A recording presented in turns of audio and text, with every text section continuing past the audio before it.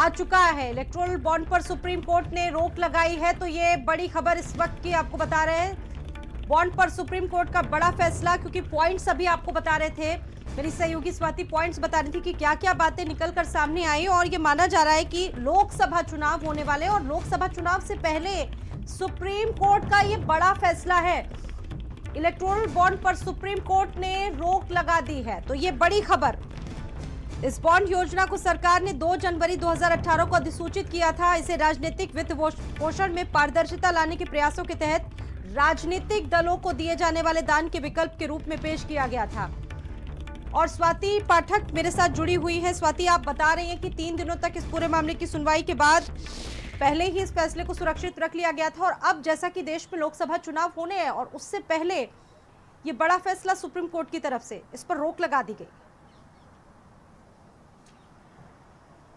देखिए, supreme court से इस फैसले को केंद्र सरकार को बड़ा झटका लगा है, क्योंकि अभी फैसला सुप्रीम कोर्ट से आया है जिसमें सुप्रीम कोर्ट ने चुनावी बॉन्ड योजना को रद्द कर दिया है। और इस रद्द के बाद केंद्र सरकार को इससे सीधे तौर पर इस फैसले से झटका लगेगा। और ये भी चुनावी बॉन्ड जो है वो असंवैधानिक करार सुप्रीम कोर्ट ने दिया है। यानी जो चुनावी बॉन्ड योजना है उसको सुप्रीम कोर्ट ने असंवैधानिक करार दिया। और लोकसभा चुनाव से पहले, जैसा आप कह रही है, ऐसे में सीधे तौर पर केंद्र सरकार को इससे झटका लगा है। और ये भी सीजीआई ने कहा है फैसला सुनाते वक्त कि एसबीआई को जानकारी 12 अप्रैल 2019 से सार्वजनिक करनी होगी। ये भी एसबीआई को साफ तौर पर सुप्रीम कोर्ट ने कहा है कि जो 12 अप्रैल 2019 से जो सार्वजनिक जानकारी है उसको लोगों के बीच रखना होगा, ये सीजीआई ने कहा है। और ये भी कहा है कि एसबीआई ये जानकारी इलेक्शन कमीशन को देगा। जो 2019 से जो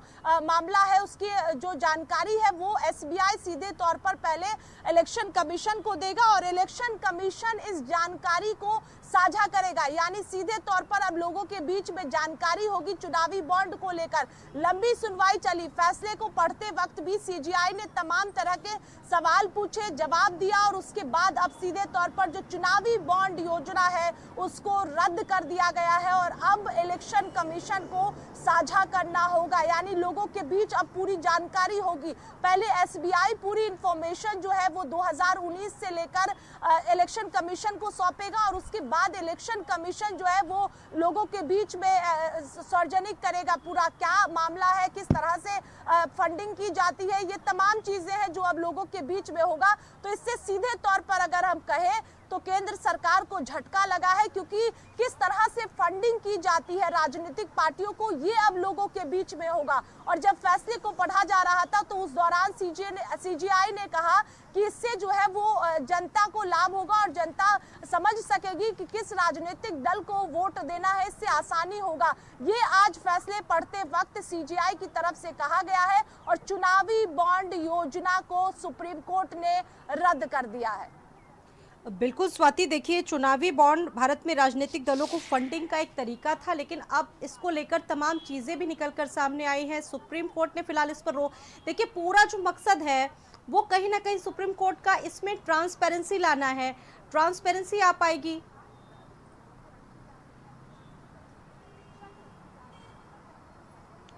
जी बिल्कुल, देखिए, बहुत बार ऐसा होता है कि चुनाव अगर हम बात करें तो पार्टियों को फंडिंग कहाँ से दी जाती है, वो पैसा जाता कहाँ है, ये सवाल रहता है, और लोगों को भी जो है इसकी जानकारी नहीं होती है। लेकिन जब अब चुनावी बॉन्ड योजना को रद्द कर दिया गया है और ये बताना होगा पार्टियों को कि चंदा कहाँ से आया और कहाँ गया, ये पार्टियों को अब बताना होगा, तो सीधे तौर पर जनता के पास इसकी इंफॉर्मेशन होगी, जानकारी होगी कि कौन किसको फंडिंग कर रहा है और ये पैसा जा कहाँ रहा है, इसकी जानकारी होगी। अब सुप्रीम कोर्ट ने जो फैसला सुनाया है उसके बाद, तो यानी उस पूरे तंत्र को चुनौती दी गई है, उस पूरे तंत्र को, वहां से होने वाली जो गुमनामी फंडिंग होती थी उसको चुनौती दी गई है, और अब जो गुमनामी फंडिंग होती थी उस पर पूरी तरह से रोक scheme should be cancelled because funding is very important source of the political parties. Without funding we can't elect elections or everything. It's impossible for the politics. So it is important if it's done. Order आ गया. Ma'am क्योंकि supreme court ने हमारे मुद्दे को समझते हुए आज जो इस इलेक्टोरल बॉन्ड को कैंसिल किया है, निश्चित रूप से ये हमारे देश में एक बड़ा इम्पैक्ट डालेगा। तो बड़ी बड़ा फैसला जो है मेरे साथ जुड़ रही है स्वाति। तमाम रिएक्शन इस पर निकलकर सामने आ रहे हैं, एक बड़ा इम्पैक्टफुल इसको बताया जा रहा है। और सबसे बड़ा सवाल ये जो गुमनामी फंडिंग होती थी जगह जगह से, उस पर प्रहार लगेगा इसके द्वारा।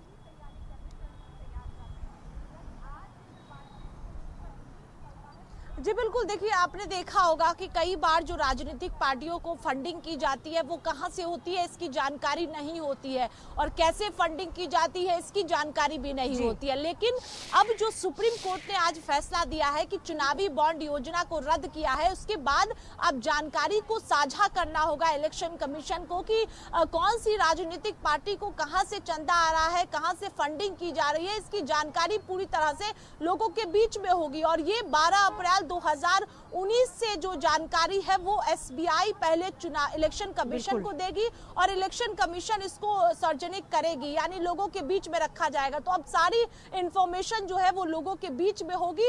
और लंबी सुनवाई के बाद दोनों पक्षों के दलीलों को सुप्रीम कोर्ट ने पहले सुना था। लंबी सुनवाई चली थी इस पूरे मसले पर, उसके बाद आज जो है वो फैसला सुनाया गया, फैसले को पढ़ा गया लंबे समय तक। उसके बाद हर बातों को रखा गया सुप्रीम कोर्ट में, सीजीआई ने अपनी बातों को रखा और उसके बाद फैसला सुनाया गया कि चुनावी बॉन्ड योजना को रद्द किया जा रहा है और एसबीआई अब इलेक्शन कमीशन को इसकी जानकारी देगी। 2019 से लेकर अब तक की जानकारी जो है वो दी जाएगी और उसके बाद लोगों के बीच में पूरी इंफॉर्मेशन जो है वो रहेगी। बिल्कुल, यानी कि इस पूरी व्यवस्था को पूरी तरह से पारदर्शी बनाने का काम किया है। और जो गुमनाम फंडिंग होती थी चुनावों से पहले, आमतौर पर इस पर एक तरह से एक बड़ी रोक है, इस पूरे तंत्र पर एक बड़ा प्रहार है कहा जा सकता है। सुप्रीम कोर्ट का बड़ा फैसला, और वहां से भी स्वाति तमाम रिएक्शंस निकलकर सामने आ रहे हैं, सभी इसको महत्वपूर्ण बता रहे हैं। दलों की अगर बात करें तो आपको लगता है कि क्योंकि देश में आम चुनाव होने हैं, कितना महत्वपूर्ण, कितना प्रभाव रखता है ये फैसला स्वाति?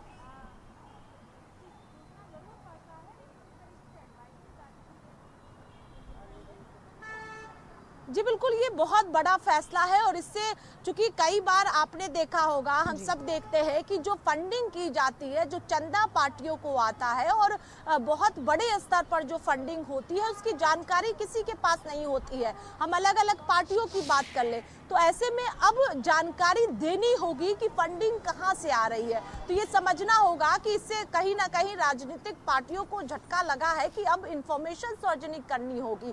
2019 से लेकर अब तक की इंफॉर्मेशन जो है वो बाहर आएगी कि कौन किसको कहां से फंडिंग की गई है और वो फंडिंग जो की गई है वो पैसा कहां गया, ये पूरी इंफॉर्मेशन जो है वो सार्वजनिक होगी और इलेक्शन कमीशन इसको जो है वो लोगों के बीच में रखेगा। तो कहीं ना कहीं केंद्र सरकार की बात करें, जो चुनावी बॉन्ड योजना लाई गई थी उसको अब सुप्रीम कोर्ट ने रद्द कर दिया है। लोकसभा चुनाव से पहले ये बड़ा फैसला सुप्रीम कोर्ट से आया है, तो सीधे तौर पर झटका ही हम कहेंगे कि सुप्रीम कोर्ट ने आज इस फैसले के बाद केंद्र सरकार को झटका दिया है और राजनीतिक पार्टियों को भी अब पूरी इंफॉर्मेशन जो है वो देनी होगी कि कहां से चंदा आ रहा है, कहां से फंडिंग की जा रही है। बिल्कुल, भ्रष्टाचार इसमें रुकेगा। और मेरे साथ अधिवक्ता अनुराग मेहरा जी इस वक्त जुड़ चुके हैं भारत समाचार पर। अनुराग जी, बड़ा फैसला सुप्रीम कोर्ट की तरफ से आया है, चुनावी बॉन्ड पर सुप्रीम कोर्ट ने फिलहाल पूरी तरह से रोक लगा दी। आप इसको किस तरीके से देख रहे हैं और आपसे जानेंगे कि होता क्या है।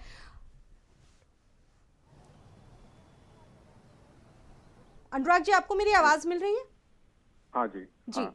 सर, आपसे जानना चाहेंगे, आज एक बड़ा फैसला सुप्रीम कोर्ट ने सुनाया है चुनावी बॉन्ड पर। ये पूरा बॉन्ड कैसे होता और जो सुप्रीम कोर्ट है उसका तर्क है कि इससे भ्रष्टाचार रुकेगा, सारी चीजें ट्रांसपेरेंट बनेंगी। बिल्कुल, इससे जो ब्लैक मनी पार्टीज के पास आता था उस पे एक लगाम लगेगी और ये बहुत वेलकम मूव है सुप्रीम कोर्ट की तरफ से। जो ये जजमेंट आया है इसका स्वागत होना चाहिए और इससे करप्शन पे बिल्कुल ब्रेक लगेगा। यानी कि इससे करप्शन पर रोक लगेगा। ये पूरा प्रोसेस कैसा होता था पहले, आपसे ये भी समझना चाहेंगे। पहले इसमें कोई डिक्लेरेशन की जरूरत नहीं होती थी, पार्टीज फंड्स लेती थी, उसका कोई अकाउंटेबिलिटी नहीं होती थी।